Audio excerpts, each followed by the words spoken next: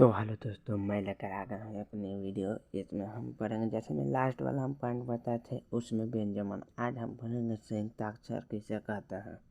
संयुक्ताक्षर किसे कहते हैं, तो चलिए संयुक्ताक्षर किसे कहते हैं तो लिखेंगे उदाहरण। भले उत्तर लिखेंगे, दो व्यंजन वर्णों के मेल से जो नए वर्ण बनते हैं उसे हम संयुक्ताक्षर या संयुक्त व्यंजन कहते हैं। संयुक्ताक्षर या संयुक्त व्यंजन कहते हैं। ये कह रहा कि दो व्यंजन वर्णों के मेल से जो नया वर्ण बनता है उसे हम संयुक्ताक्षर या संयुक्त व्यंजन कहते हैं। मतलब दो वर्णों के मेल से जो नया वर्ण बनते हैं उसे संयुक्ताक्षर या संयुक्त व्यंजन कहते हैं। जैसे मैं इसका एग्जाम्पल 4 होता है। ये क है, आधा क जो मूर्धन्य च बराबर त्र, आधा त जो र बराबर त्र। इससे पूरा तो नहीं समझेगा। आधा त जो र बराबर त्र, स जो र बराबर स्र जो बराबर आधा स जो र बराबर स्र। तो चलिए लिखे, पॉइंट बनाइए। अयोगवाह किसे कहते हैं? एक वाक्य किसे कहते हैं? लिखे उत्तर। योग का शाब्दिक अर्थ होता है योग ना होने पर भी साथ साथ चलता रहे। हिंदी वर्णमाला में और ये दो अक्षर अयोगवाह कहलाते हैं, क्योंकि ना तो स्वर में आते हैं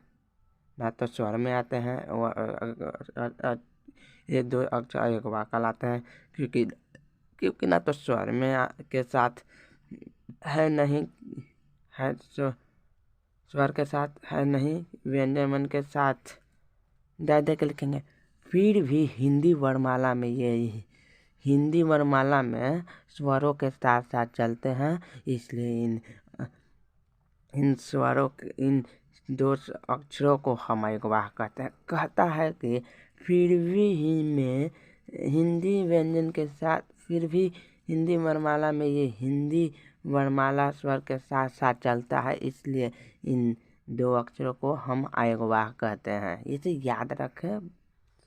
नया वर्ण अढ़ को, इसको ढ नहीं पढ़ा जाता। अढ़ को हम नया वर्ण या द्विगुण वर्ण भी कहते हैं। अढ़ को हम नया वर्ण या द्विगुण वर्ण भी कहते हैं। चलिए इसकी संख्या जान लेते हैं। इस प्रकार हिंदी वर्णमाला में वर्णों की कुल संख्या 52 होती है। थोड़ा हो जाता है। इस प्रकार हिंदी वर्णमाला में वर्णों की कुल संख्या 52 है। तो पहला देखेंगे स्वरमन की 11। जैसे आगे चलेंगे तो हम बता देंगे कि कौन कौन होते हैं। और यहाँ पर हम थोड़ा नमूना दिखा देते हैं। व्यंजन मन के होते हैं 33, संयुक्ताक्षर के 4, स्वर मन के 11, व्यंजन मन के 33, संयुक्ताक्षर के 4, अयोगवाह के 2 और नया वर्ण के 2। तो आज हम पढ़ेंगे मात्रा किसे कहते हैं। पॉइंट बनाइएगा। मात्रा, आज मात्रा तक चलेंगे, अगले वीडियो में फिर मिलेंगे। मात्रा किसे कहते हैं? व्यंजन वर्णों के उच्चारण में जिन स्वर